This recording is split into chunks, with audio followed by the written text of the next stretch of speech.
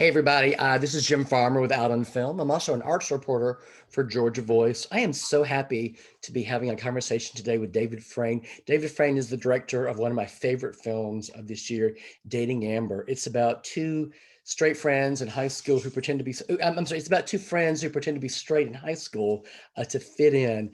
It's a wonderful film. You all need to see it. So please welcome the director, David Freyne. Hello, thanks for having me.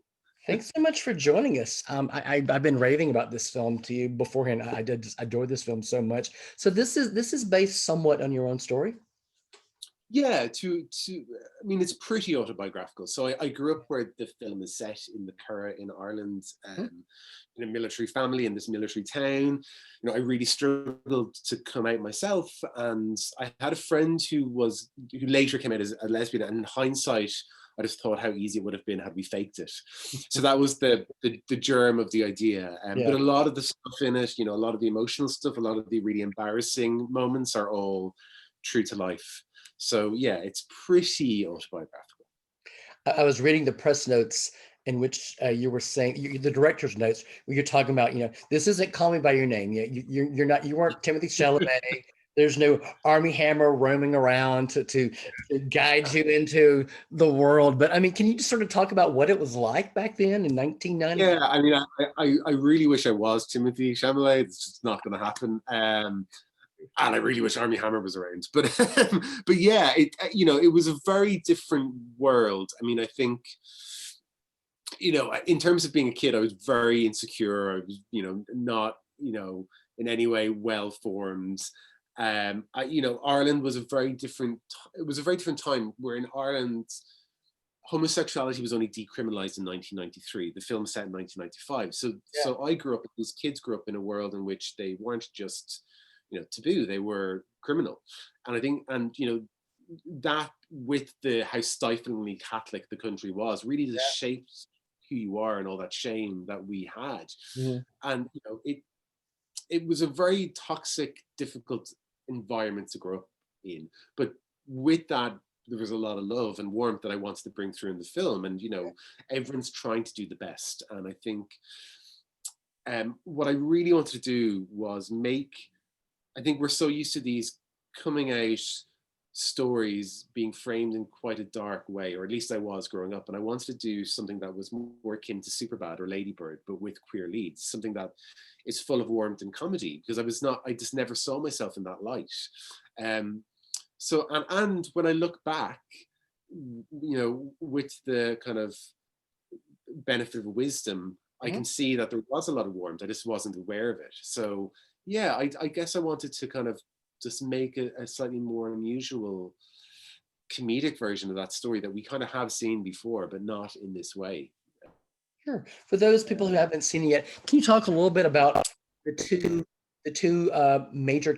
main characters and what they're dealing with both at home and at school?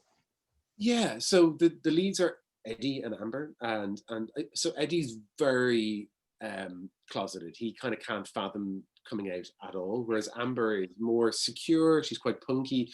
She's kind of more at ease with who she is, but she can't fathom coming out where she is, and she just dreams of moving to London, as a lot of gays and lesbians and queer people did from Ireland. And I guess, Eddie's has a military family. He has all these, what he thinks are expectations being put on him that are kind of in his own head. He wants to join the army. He's trying to be very macho. Amber is dealing with the death of her father the year before. She's has all these pretentious notions that are brilliant and lovely, that as we all did. And with Eddie, she's found somebody she can kind of just rant at and talk at. Yeah. So they kind of end up giving each other what they were missing and becoming this, I guess, a rock for the other one. And for me, this is a romantic comedy. It's a platonic love story, but they are to each other their first love. And, they end up shaping who the other one's going to become. And they kind of, without giving anything away, they end up almost trading dreams. They almost trade paths in a way as the story progresses. There's some toxic masculinity. Can you talk a little bit about that in the film? Yeah, well, I mean, toxic masculinity is everywhere. It Exactly. was everywhere. It was everywhere. I mean, it still is, but it was very prevalent at that time of Britpop and, lad culture in the UK and Ireland. And it was, and I just find toxic masculinity horrible and really funny. I just think it's such a hilarious performance, and I kind of wanted to make fun of it. And I kind of think I wanted to make it a point that it's not just Eddie performing in the film. All the men are performing in the film. They're all kind of suffering from this toxic masculinity. It's not just queer kids. Yeah. It's such a poison, and it's hilarious and pathetic. And I wanted to portray it in all its patheticness. So yeah, but there is a lot of toxic masculinity everywhere, all the time. So when did you have the courage to come out? I was like older. I was in my early 20s, and and I kind of, this film is somewhat wish fulfillment into what I wish would have happened. I ended up having to do the same thing of going to London or going abroad, Yeah. before I could do it at home, like a lot of queer kids. But yeah, I mean, I was definitely a bit older than Eddie. Okay. So when did you decide to make this film? I tried to make it many years ago, and we just couldn't finance it then. Mhm. And then when I made my first feature, we kind of tried again because it was a real passion project, and it was kind of my story, and I wanted to tell it. And just we managed to get the budget together, having made a feature and proven our kind of mettle as filmmakers. Mhm. So yeah, it's been gestating for many years. I imagine had I not made it yet, I'd still be trying to make it for the rest of my life. But yeah, I mean, but I also think, even though it's never nice failing to finance a film, I think making it now, or making it when I made it, was a blessing in disguise, because I think I had that distance from that time, timeless tragedy equals comedy. I think I was able to reevaluate things, and I was able to kind of just be much more honest and open with the material in a way maybe I wouldn't have been able to do that 5 years ago. Mhm. So yeah, it kind of worked out nicely in the end. Great. You referred to this film as a romantic comedy earlier. Indeed, there are some very, very funny moments of this film, but this is also a film that has a lot of emotional heft. I mean, like it really, it really, I loved all these characters. Can you talk a little bit about maintaining that delicate tone? Yeah, I mean, I think it's the hardest thing to do, is that balance between comedy and drama, and I think it's what I really strived for throughout the script writing, and then in the casting and the filmmaking process, is how you can kind of go from the absurd and ridiculous and, like, hand job jokes to, like, wanting the audience to cry Yeah. over these horrible tragedies that these kids are going through. Mhm. It's hard. I mean, I think there's a lot. It's you try a few things out, and there's a lot of work, and you want to make sure you're being sensitive with the characters and the material. But I just think in life that very often the biggest laughs we have in life give way to the biggest tears. I think that's just the way we are. I think life is a comedy drama, and I think in order to do this material justice, you have to kind of go to both those extremes. I think very often this material is very dark and muted, and I just, that never reflected my experience. I think my experience was ridiculous and tragic, and I think that's what I wanted to bring to this. But yeah, I think I was really blessed with the cast. We had such a brilliant cast of actors, both with our incredible leads, Fiona and Lola, and just around them with Sharon Horgan and Barry Ward and Okay. Simone Kirby, that they were able to hit that comedy beat and then go really deep and get those big emotions. But what I find is, with actors, there's more good drama actors than there are comedy actors. And I actually think what the big blessing with our cast is, they could do the comedy, because no amount of training can teach you comedy. It's just innate and it's natural. And I think, but yeah, I just got so lucky with the casting. I think that's what brings the credibility, and that's what allows you to go from those different kind of ends of the spectrum. So when you had your script done and you were ready, how did you go about financing the film? Well, we're quite lucky in, I guess, most European countries, in Ireland as well. We have Screen Ireland, which is a government-funded agency. So they developed the script with us, and then when we went out to finance it, they don't finance it entirely, but they become the cornerstone financing, and that enables you to kind of get other pieces of financing together. So it ends up being this kind of glorious European co-production pudding of like Irish money and Belgian money and a bit of English money, and then some kind of market kind of finance equity as well that kind of makes up your little budget. So it's one of those weird jigsaws that you kind of just finally get it together, and hopefully the house doesn't collapse in the meantime. But yeah, I mean, it wouldn't have happened without Screen Ireland as just that cornerstone of financing, you know, that kind of gives everyone else the confidence to support you. And I don't know if this is a film that I would have been able to finance through a kind of entirely commercial route through a studio, because it's not what they see as a marketable queer film. You know, they just don't make them like this. So yeah, it was a weird European co-production pudding. You were talking about the ensemble earlier, and you know, I'm familiar with Leon from Handsome Devil, which I loved, but I was not familiar with Lola at all, and boy, she kind of knocked it out of the park. Can you talk a little bit about the two of them? And they have such great chemistry. Can you talk a little bit about those Yeah, two working together? yeah, they're amazing. So it was a really big wide casting. I was really anxious about the casting because I knew that the film rested on these two young leads, you know, their shoulders. So we did a very big trawl in Ireland and even the UK looking for the right leads. And once I got Fionn and Lola's self-tapes in, I knew they were really special. Yeah. And actually, I had worked with Fionn before on a short film, so I was aware of him, and I knew he was really good. But then we did a chemistry read, so we brought the top couple of boys and top couple of girls in together, and just brought them in all these different pairs. You know, it's like basically 2 by 2 to see which the best two was. And once we got Fiona and Lola in the room together, it was just electricity. It was the biggest eureka moment I've ever had, and I knew I found my leads.